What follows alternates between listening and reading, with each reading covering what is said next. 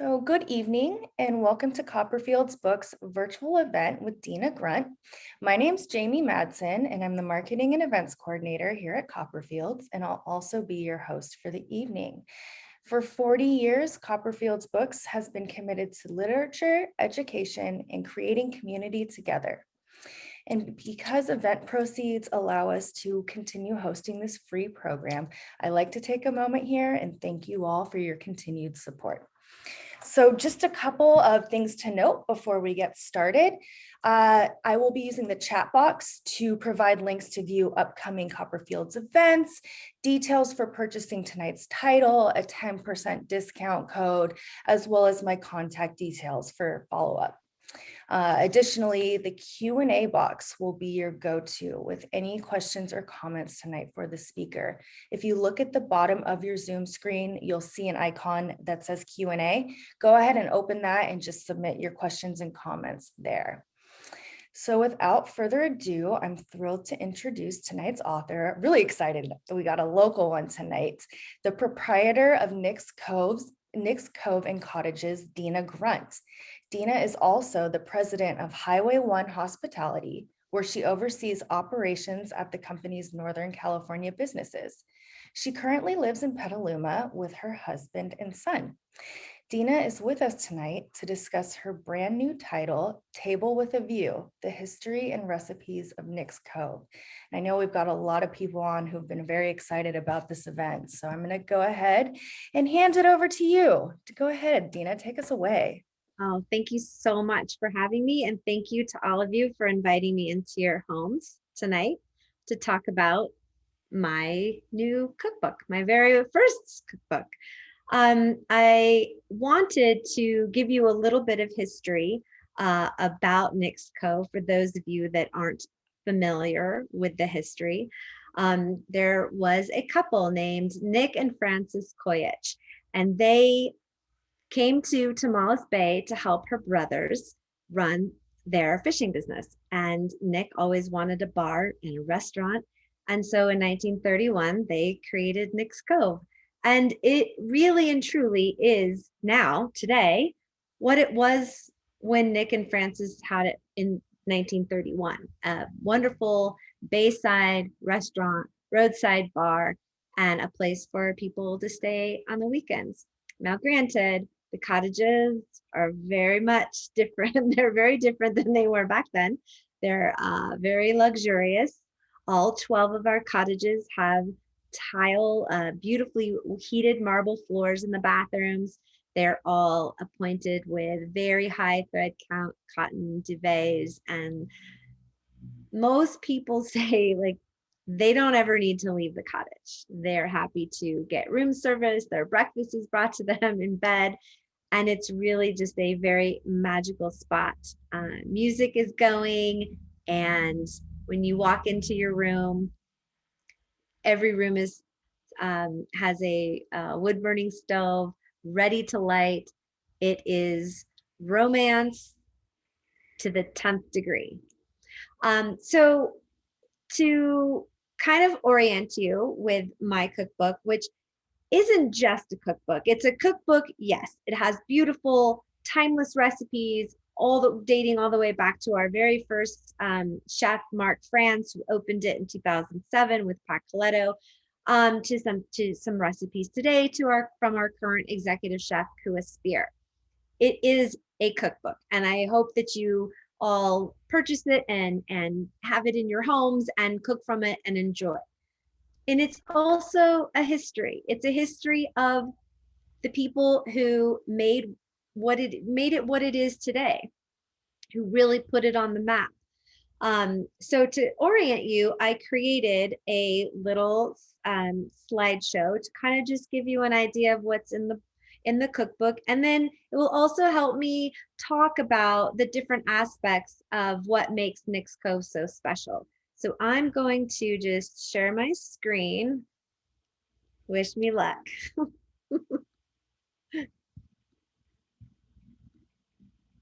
Okay, hopefully everybody can see this. So this is our cover. All of our photography was done by Frankie Frankeny. I met Frankie years ago when she did some photography for Nick's Cove, probably in about 2012. And she fell in love with Nick's. I fell in love with her. Just I really thought to myself, if I can ever pull together and create a cookbook, I really want Frankie to do my photography. And years later, we contacted her and asked her, and everything just worked out. And she really is able to see Nick's Cove the way I see it.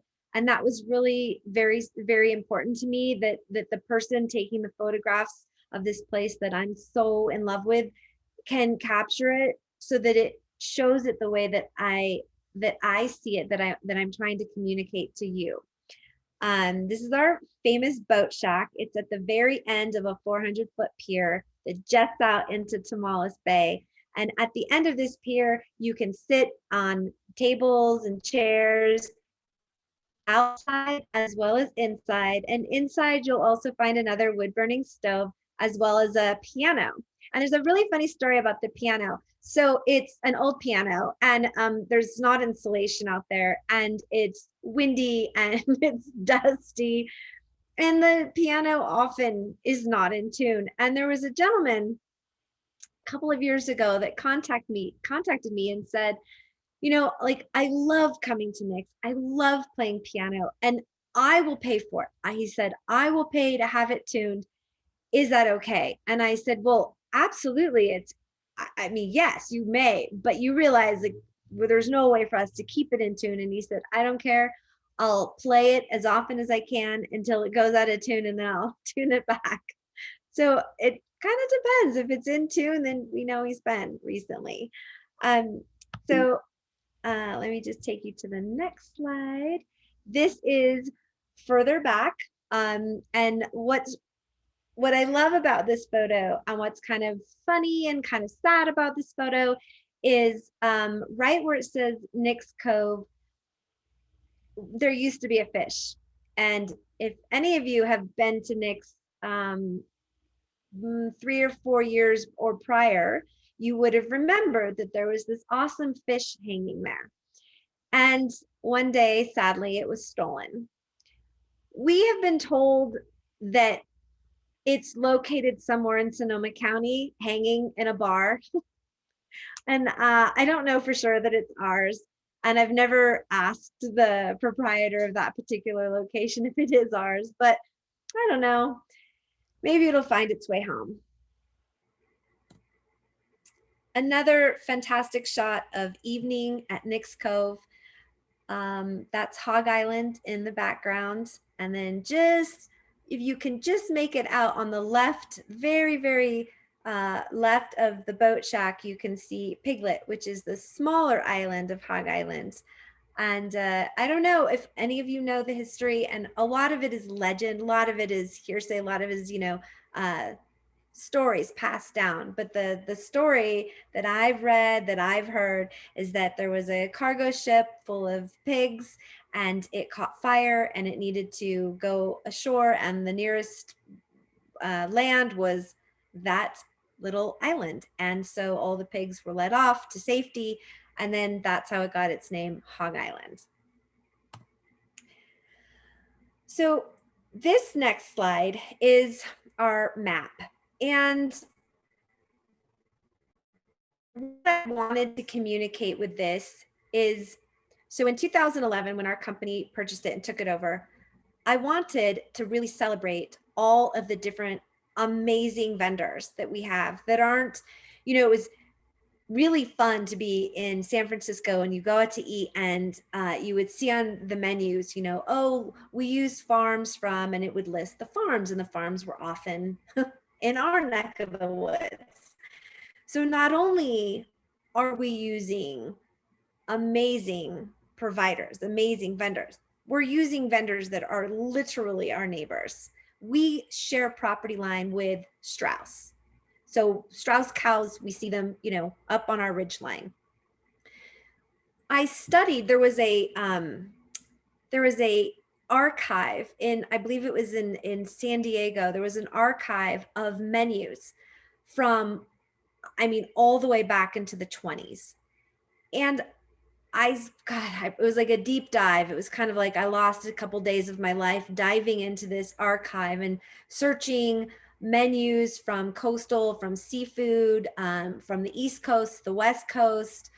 And I wanted to try and find something that spoke to me in terms of visually creating a map that not only communicated the vendors we use, the artisanal cheesemakers, the Stemple Creek Ranch from the beef, like Rosati Ranch goat. Like I wanted to show not only are we using local, it's look how local it is, look how close this is.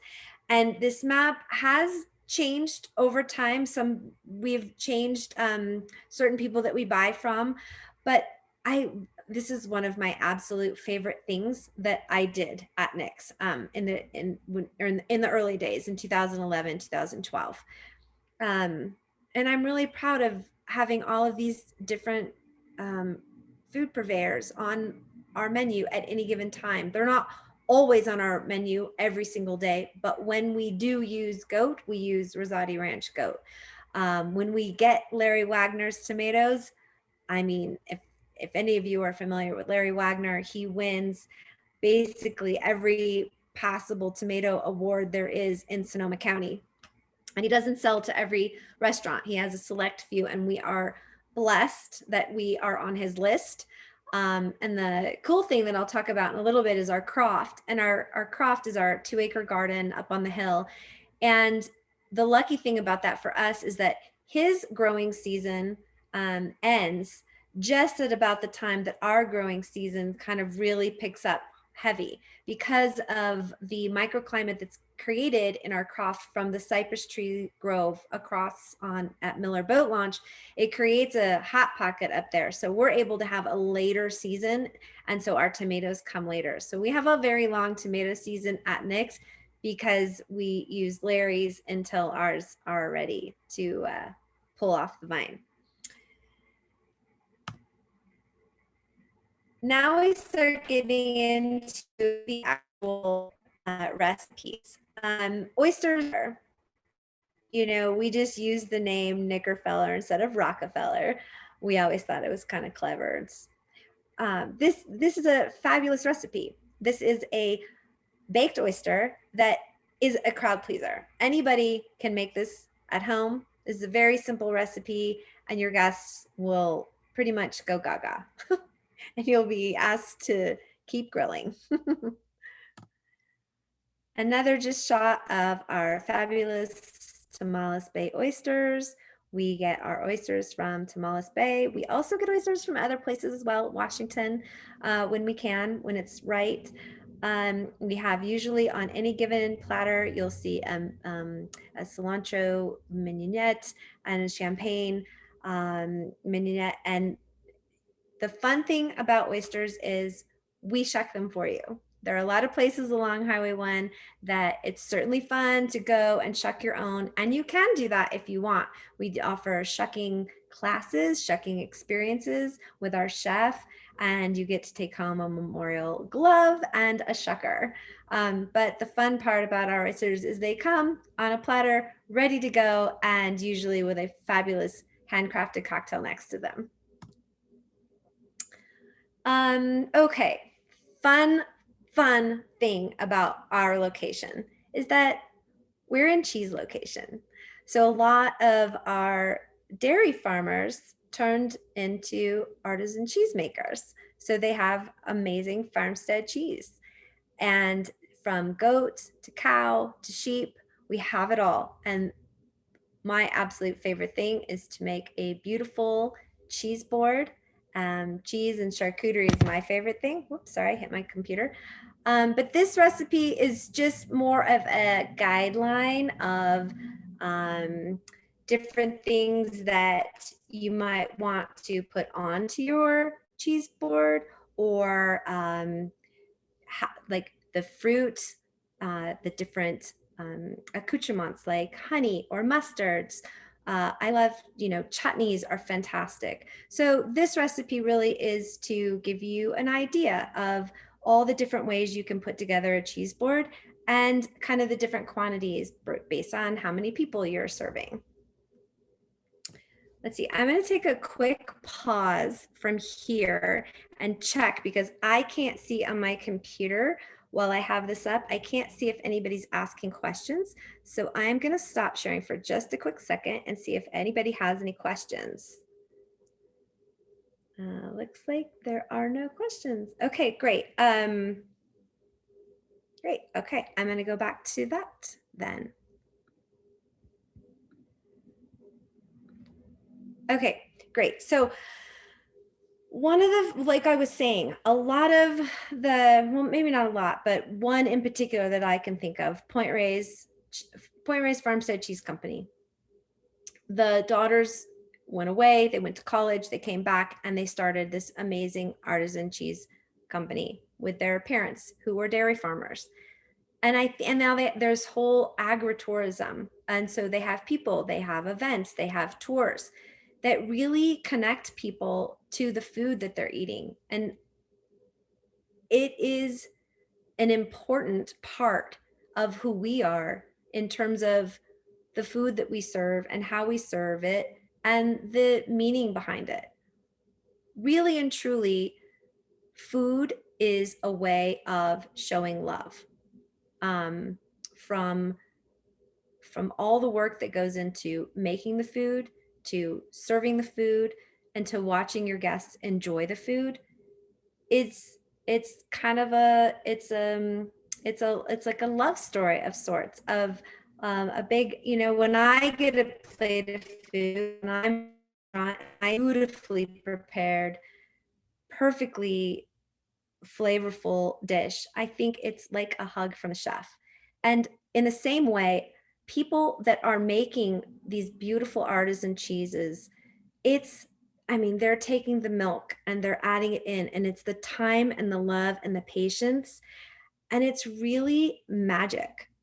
And all the different people that surround us, from Strauss, Point Reyes Farmstead, Nicasio Cheese, Dairy, Double Eight Dairy, Taluma Farms, we are so, just the abundance of amazing cheesemakers in our area. We're so blessed with all that love, all that passion that goes into all the food that they give us to then change. Sometimes, like we put in Point Reyes Farmstead Cheese Company's Toma in our mac and cheese, and some we'd obviously just cut up and put on a cheese board and call it good. But we love being able to have all these amazing products to then turn into something else and make it even that much more special on our plates that we serve to our guests. And some of these are just going to be photos that you'll see, just cows. We have a lot of cows in our area. So this slide is the very, very first slide that I ever saw, or I should say not slide, it's the very first page. When I was working with Cameron Books, and Susie, she called me and said, I have a page layout.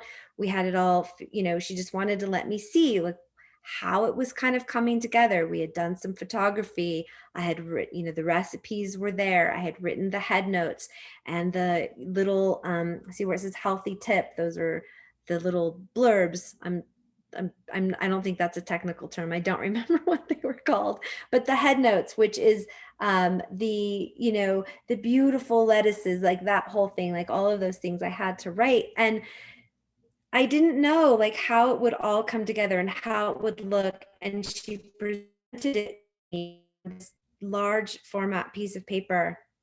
And I remember just crying, like just being like, I didn't even know it would be as beautiful as it was. Like I had in my mind that it would be really cool to write a cookbook, and it would be great to have a lot of the history written down of stories that I had heard and conversation I had had with prior owners.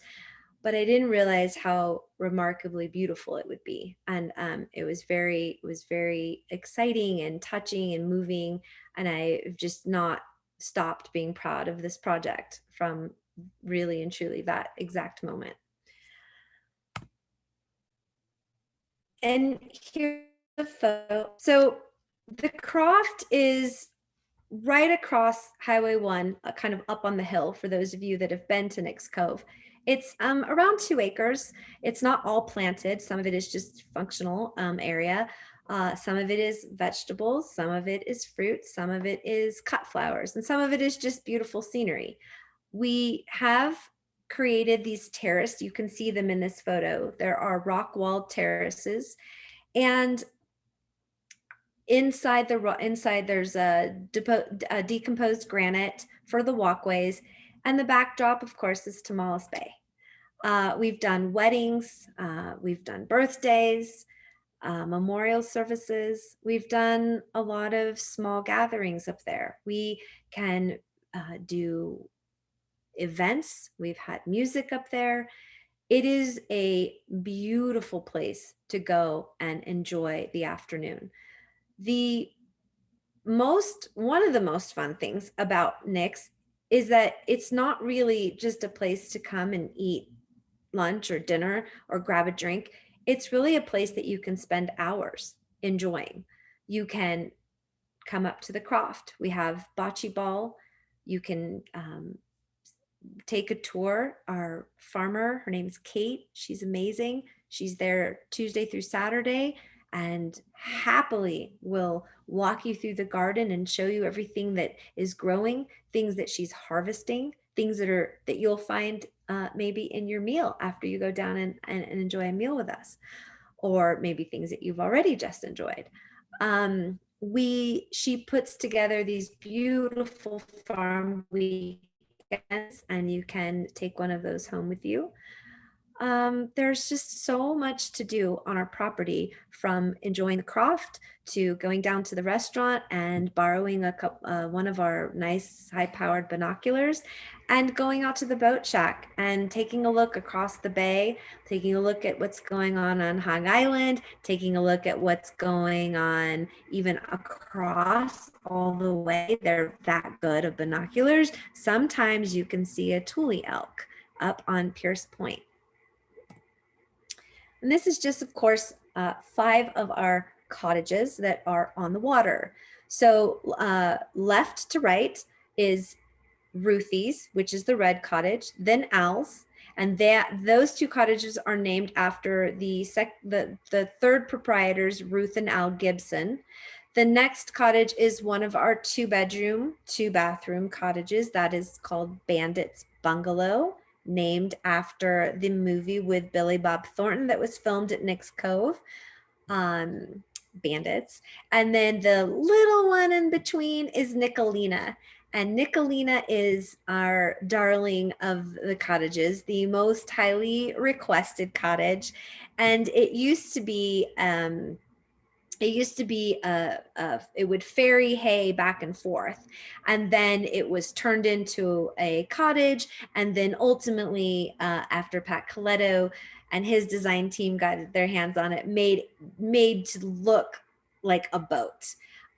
And it is, from top to bottom, it is the sweetest cottage. Even our it has, all of our cottages have wood burning stoves, even Nickelina, and the wood burning stove is I swear, it's about the size of my laptop. It's itty bitty, but you don't need much because it's very small. And it's a cute little captain's bed. It is a queen size, but we do ask if you're over 6 feet tall, gentlemen or ladies, you might not be as comfortable in there because there's a footboard that kind of encloses you in. So it is a snuggly spot, but it is very, very sweet.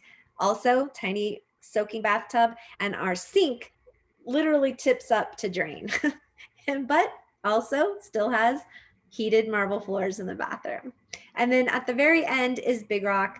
Big Rock and Little Rock are named for the rocks that are visible just outside and to the south of that cottage. Also 2-bedroom, 2-bathroom.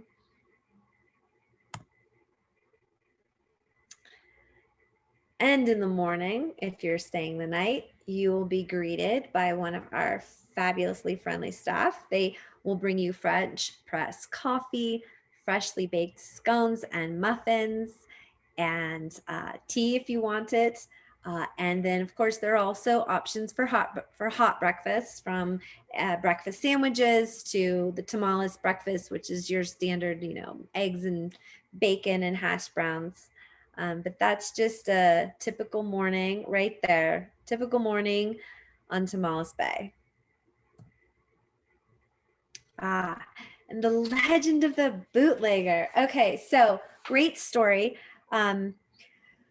Right before we went to print, I had heard that there was the daughter of the secondary owner, which was related to Nick and Frances Koyach, who started Nick's Cove. Frances's niece, Dorothy, and her husband, Andrew, they created all of the really fun stuff, the shark derbies, the stingray derbies. They had the first, barbecued oyster and the Thule deck, which is a kind of the outdoor deck that's kind of enclosed now. I heard that their daughter, Judy, her last name is Ritz, that she lived in Petaluma still. And not only did she live in Petaluma still, but that they thought that she lived near me. And so I, did some Google searches. I couldn't find her. And I happened to be speaking to a good girlfriend of mine, Stacy. And I mentioned, it's like, oh, I'm trying to find her. And she's like, what's her name? And I told her, and she said, oh, my mom knows her. I know who that is. She lives right around the corner from you. So I found her and I spoke to her, and she filled in a bunch of blanks. And in fact, I even had her read some of the history, the part that I had written, just to make sure that it was as accurate as it possibly could be. And I had always heard the rumor that Nick Koyach was a bootlegger. And I asked her, and she said, oh, absolutely, he was a bootlegger. And I guess he and his brothers-in-law were out fishing one night, and they were, throwing out their fishing nets, and they did a sweep, and up comes the Canadian whiskey that used to get smuggled through the bay. And she said, and he's, his comment was, well, if they can do it, I can do it. I could probably do it better. So he definitely was a bootlegger. And I thought I would read this passage for you, since it's a good one. So I'm going to just read this for you really quickly. Put on my readers. Bootlegging in Marin and Sonoma counties has been widely written about, and resident old-timers like to tell their stories of what they witnessed during Prohibition. From what I have read and heard from local ranchers and dairymen, Tomales, Marshall, and elsewhere in West Marin all had their share of Prohibition secrets.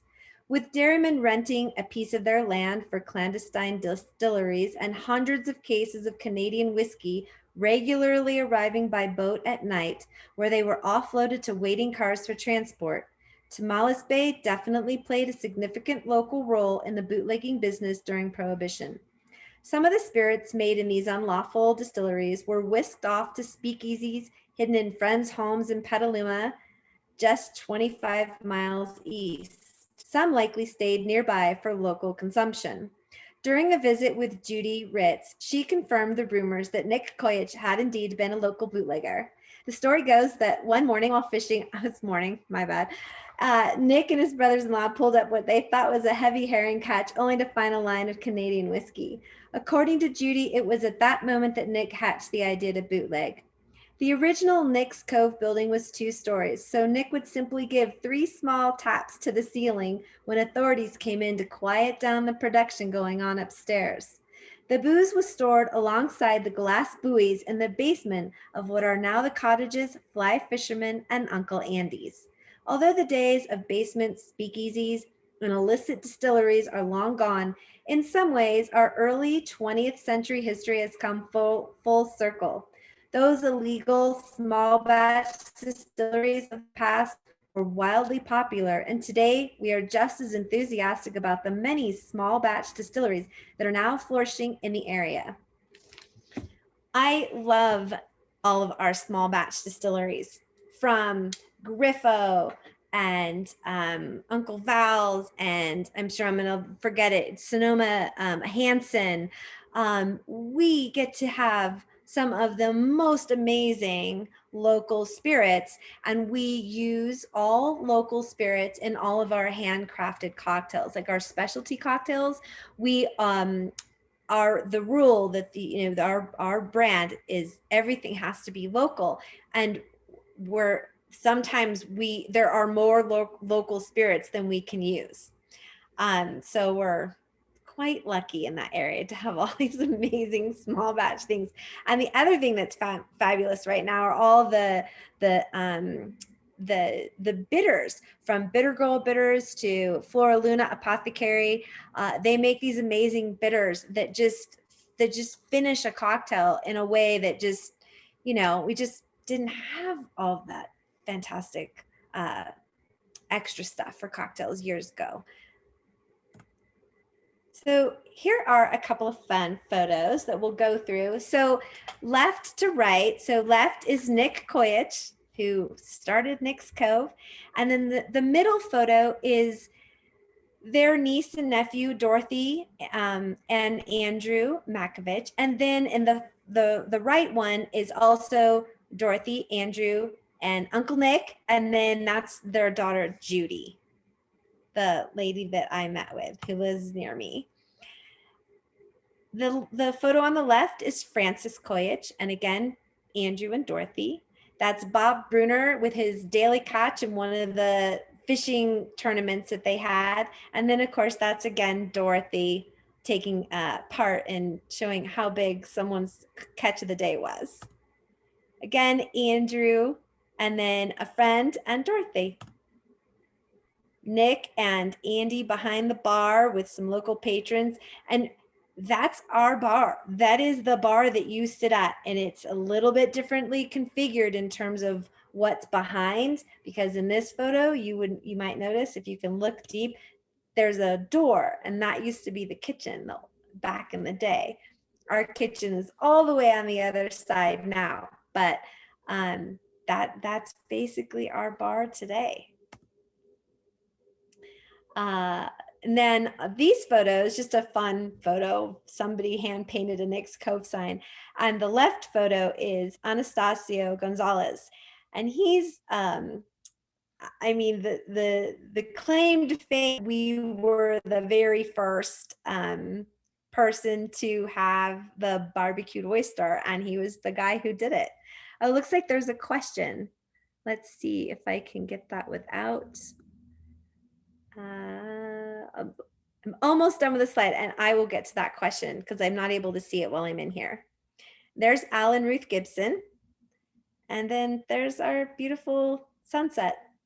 Nick's Cove sunsets are pretty magical out there. Well, thank you for enduring all of that. So let's see.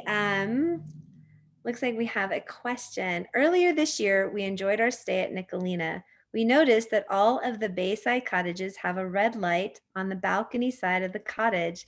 Is there any meaning or story behind the red lights? Oh, that's a good question. So, how many of you know red right returning? I believe that it is an indication for boaters when they're coming in at night that if the red light, and you're going into port, it's on the right hand side.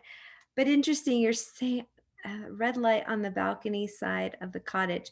It's probably just everything out there is themed for the nautical enthusiast, and we wanted to keep those lights out there, the same the kind of that coastal vernacular of things that are nautical. I hope that answers the question. Let's see, does anybody else have any other questions? Oh, here we go. When is the best time to stay at Nick's Cove? Well, it kind of depends. I mean, the easy answer is anytime, because the cottages are amazing, but it kind of depends on what you want to experience.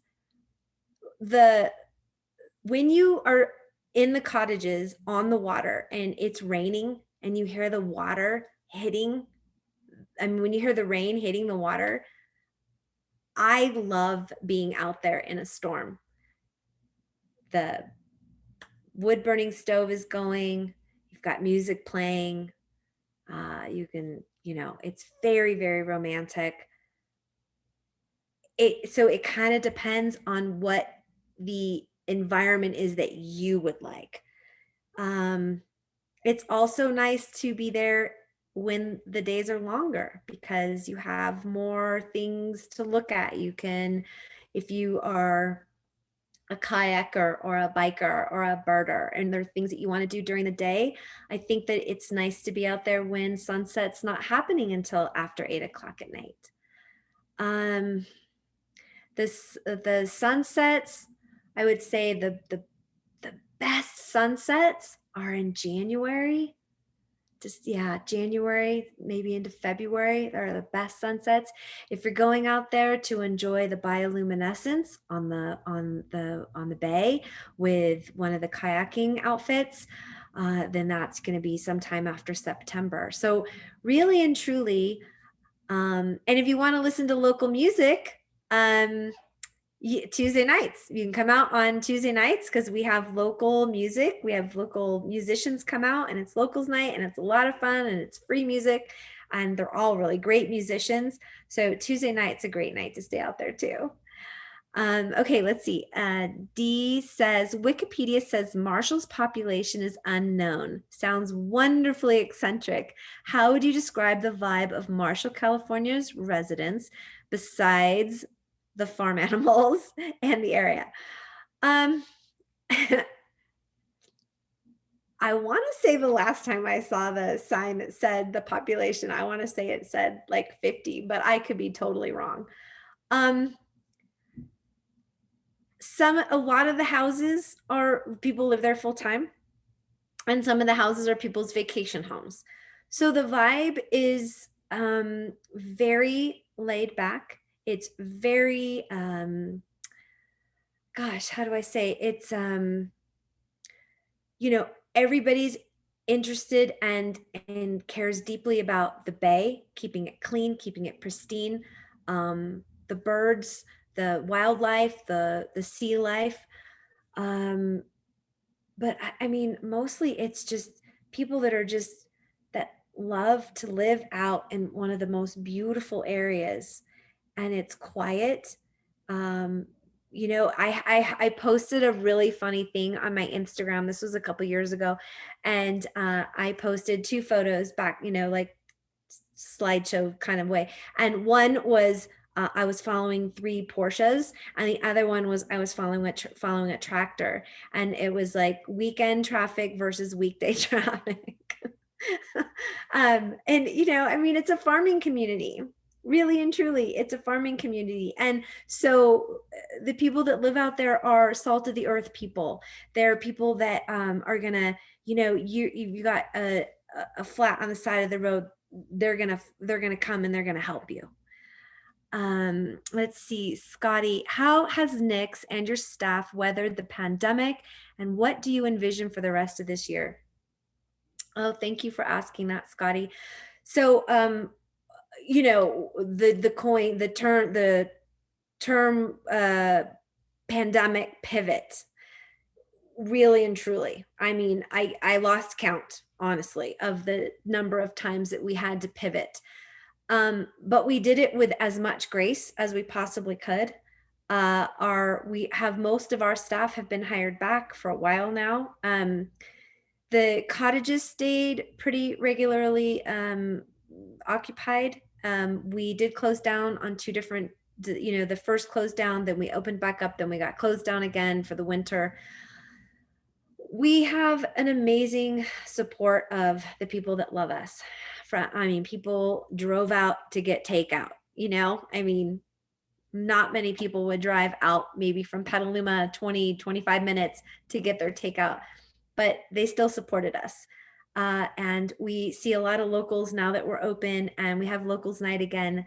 We have our, our special couples that come every Tuesday night, like rain or shine. And for the rest of this year, I mean, our cottages are full. Our occupancy is high. We are grateful beyond grateful for all of the support that our guests have given us. And we were hoping that it's going to be a solidly good summer. I mean, that's, summers, we did have to pivot to counter service. So we pivoted to counter service. And then when we first reopened back in like April, May, whatever it was, we wanted to give people the sense of, safety, cleanliness, and all, just that, like, we didn't need to be at your table 10, 11 times, taking order, dropping it, removing it, talking to you. It was come to the window behind a screen, glass, protected, safe, order, pick up your food, and then you enjoy it on your own somewhere on our property.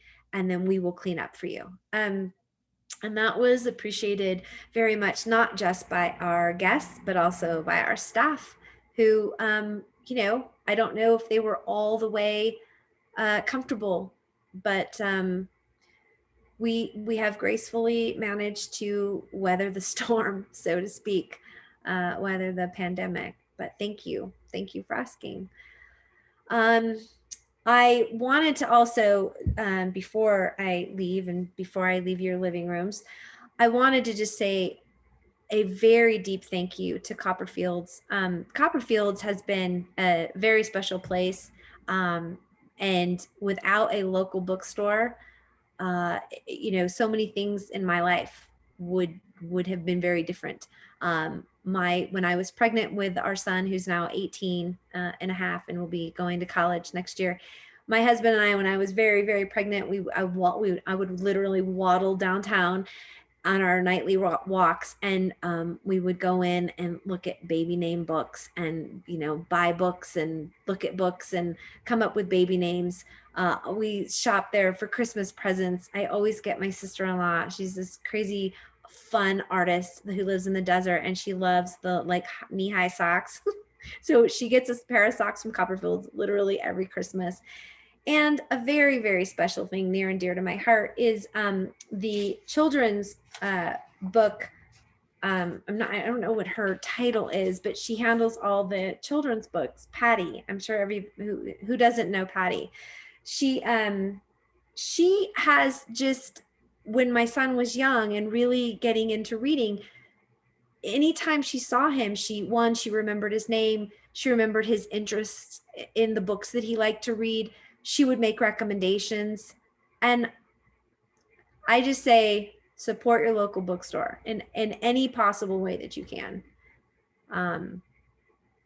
So that's all I have to say about that.